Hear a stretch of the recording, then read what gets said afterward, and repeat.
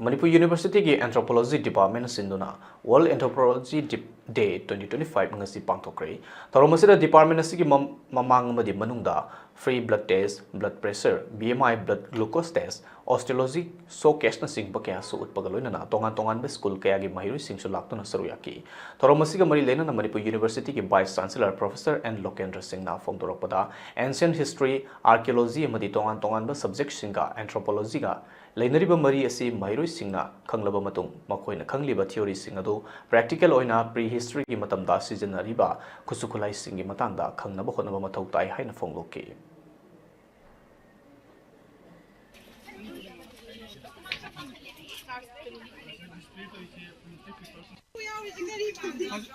Media I'm going to put elite news.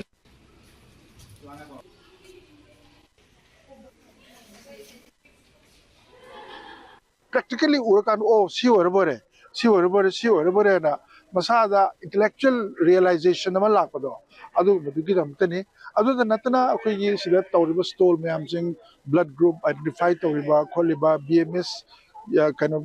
yeng ba kholiba leidna ko mayam sing si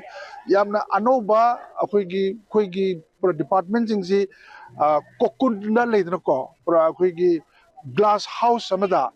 department ni oja sing ki leibnate society ga open tawre ga society ga interact tawrega karma mong department sing se khoi gi teaching and research karmain chali social relevancy karmain tawre samaj karmain to na samjana leiri kai bi khoina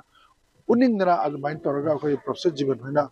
khoi faculty na yamna phajana khoi samgat adu gum poni khoi department of anthropology da leiri faculty sing se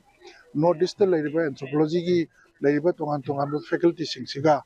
adum sangam nabada noptraba akoina yam chawthokchana thaba akoi yam precious ba du department na akoina thambani